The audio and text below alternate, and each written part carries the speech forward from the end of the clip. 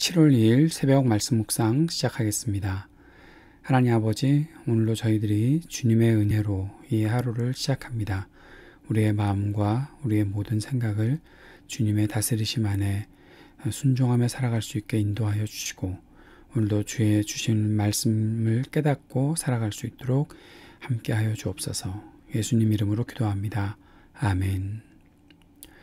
오늘은 이사야서 2장 말씀 함께 읽고 묵상하겠습니다. 이사야서 2장 말씀입니다. 이것은 아모스의 아들 이사야가 유다와 예루살렘을 두고 계시로 받은 말씀이다. 마지막 때에 주님의 성전이 서 있는 산이 모든 산 가운데서 으뜸가는 산이 될 것이며 모든 언덕보다 높이 솟을 것이니 모든 민족이 물밀듯 그리로 모여들 것이다. 백성들이 오면서 이르기를 자 가자, 우리 모두 주님의 산으로 올라가자. 야곱의 하나님이 계신 성전으로 어서 올라가자. 주님께서 우리에게 주님의 길을 가르치실 것이니 주님께서 가르치시는 길을 따르자 할 것이다. 율법이 시온에서 나오며 주님의 말씀이 예루살렘에서 나온다. 주님께서 민족들 사이에 분쟁을 판결하시고 뭇백성 사이에 갈등을 해결하실 것이니 그들이 칼을 쳐서 보습을 만들고 창을 쳐서 낫을 만들 것이며 나라와 나라가 칼을 들고 서로를 치지 않을 것이며 다시는 군사훈련도 하지 않을 것이다. 오너라 야곱의 족속아, 주님의 빛 가운데서 걸어가자. 주님께서는 주님의 백성 야곱 족속을 버리셨습니다. 그들에게는 동방의 미신이 가득합니다. 그들은 블레셋 사람들처럼 점을 치며 이방 사람의 자손과 손을 잡고 언약을 맺었습니다. 그들의 땅에는 은과 금이 가득하고 보화가 셀 수 없이 많습니다. 그들의 땅에는 군마가 가득하고 병거도 셀 수 없이 많습니다.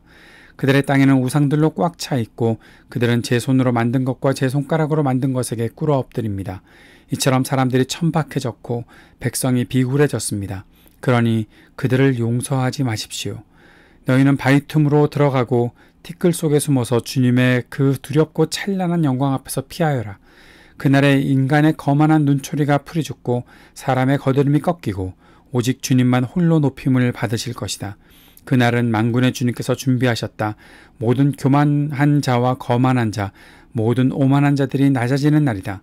또 그날은 높이 치솟은 레바논의 모든 백향목과 바산의 모든 상수리 나무와 모든 높은 산과 모든 솟아오른 언덕과 모든 높은 망대와 모든 튼튼한 성벽과 다시스의 모든 배와 탐스러운 모든 조각물이 다 낮아지는 날이다. 그날에 인간의 거만이 꺾이고 사람의 거드름은 풀이 죽을 것이다. 오직 주님만 홀로 높임을 받으시고 우상들은 다 사라질 것이다. 그때 사람들이 땅을 뒤흔들며 일어나시는 주님의 그 두렵고 찬란한 영광 앞에서 피하여 바위 동굴과 땅굴로 들어갈 것이다. 그날이 오면 사람들은 자기들이 경배하려고 만든 은우상과 금우상을 두더지와 박쥐에게 던져버릴 것이다. 땅을 뒤흔들며 일어나시는 주님의 그 두렵고 찬란한 영광 앞에서 피하여 바위구멍과 바위 틈으로 들어갈 것이다. 너희는 사람을 의지하지 말아라. 그의 숨이 코에 달려있으니 수의 샘할 가치가 어디에 있느냐. 아멘. 이사야서에서는 죄에 대한 책망이 있은 다음에는 또 회복에 대한 메시지가 이어지고 있습니다. 1장에서 죄에 대해서 책망하셨던 주님의 메시지가 선포된 이후에 2장 1절부터 6절까지는 회복에 대한 메시지가 이어지고 있습니다. 이것은 하나님께서 계획하고 계신 것이 그 백성들이 회복되어 하나님의 백성으로 온전히 살아갈 것에 대해서 하나님께서 소망하고 계시다라는 사실을 보여주고 또 우리가 깨닫게 되는 바로 그 메시지입니다. 이 장에서는 하나님께서 이스라엘의 통치자로 또한 우주의 통치자로 등장하고 계십니다. 이 일은 마지막 때에 일어날 것이라고 하였습니다. 본문은 시로 되어 있어서 많은 비유가 사용되었다는 것을 우리가 이해하고 읽으면 좋을 것 같습니다. 주님의 성전이 있는 산이라고 가리키는 것은 바로 예루살렘을 가리키는 것일 수 있습니다. 하나님께서 거하시는 곳, 하나님의 통치가 세상의 모든 권세보다 뛰어날 것을 말하고 있는 것을 볼 수 있습니다. 시온에서 세상을 통치하시는 주님은 말씀으로 그 백성들을 다스리신다라고 말하고 있습니다. 말씀, 곧 율법이 선포되고 말씀을 따라 율법을 따라 판단하시며 백성들은 그의 말씀을 배우고 즐거워하며 순종하며 살게 될 것이다. 주님께서 그렇게 말씀하고 있습니다.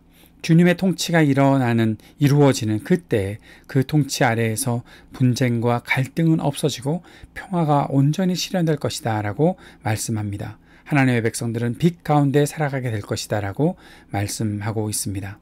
그런데 다시 하나님의 백성들이 버림받게 되는 장면이 등장하고 있습니다. 하나님께서는 그들의 죄를 꾸짖고 계십니다.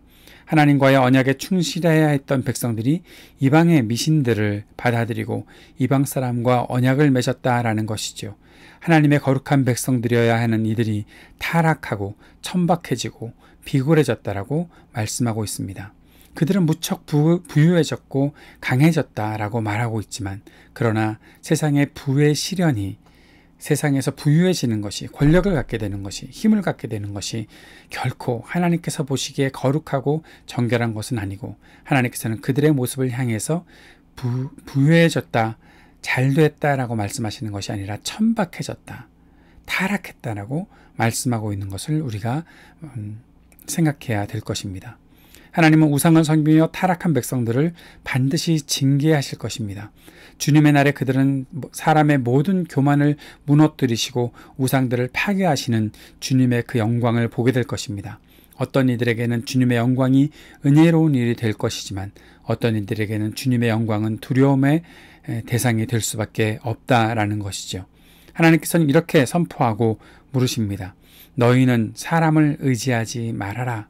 사람을 의지하고 사람이 만든 우상에게 절했던 이들은 결국 하나님의 그 영광이 드러나는 날에 두려움에 빠지게 될 것입니다. 하나님께서는 그의 숨이 코에 달려 있으니 수의 새말 가치가 어디에 있느냐라고 말씀하고 있습니다.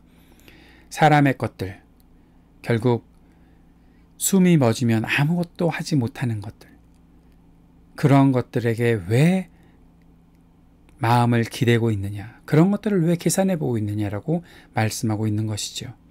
우상을 섬긴다는 것은 결국 사람의 손으로 만든 것을 의존하고 있는 것입니다. 한계가 뻔하게 보이는 별 볼 일 없는 존재에게 삶을 맡긴다는 것이죠. 어리석은 일이 될 수밖에 없습니다. 우리는 온 세상의 창조주이신 하나님을 섬기는 사람들입니다. 우리를 사랑하시고 우리를 구원하시겠다고 말씀하시고 우리에게 다가오시며 우리에게 가까이 나오라고 말씀하시는 주님이 계시는데, 왜 아무 힘도 없는 우상에게, 사람의 것들에게 우리의 마음이 기울어지는지, 우리가 무엇을 판단하고 무엇을 선택해야 되는지 잘 생각해 볼 수 있는 이 말씀 묵상의 시간이 되었으면 좋겠습니다. 주님께 마음을 두지 않고 세상의 허영만 따라다니는 어리석은 생활을 완전히 청산할 수 있게 되기를 바랍니다. 주님께서 이루실 회복의 은혜를 우리가 오늘도 간구하며 살아갈 수 있으면 좋겠습니다. 오늘도 이 땅을 위해 중보해 주십시오. 또 우리의 마음이 온전히 주님께 붙잡혀 있을 수 있기를 위해 중보하며 기도해 주시기 바랍니다. 우리 교우들을 위해서, 우리 자녀들과 청년들을 위해서, IT를 위해서, 또 우리 조국을 위해서, 이 미국 땅을 위해서 간절히 기도하는 이 아침이 되었으면 좋겠습니다. 기도하겠습니다. 하나님 아버지, 오늘도 주님께서 우리에게 말씀하시며 다가오실 때 주님을 향해 우리의 마음을 열고 주님만 온전히 의지하고 신뢰하며 살아가는 우리의 삶이 될 수 있도록 인도하여 주옵소서. 우리 안에서 역사하시는 주님께서 이 땅을 긍휼히 여겨 주시기를 간절히 기도하며 예수님 이름으로 기도드립니다. 아멘.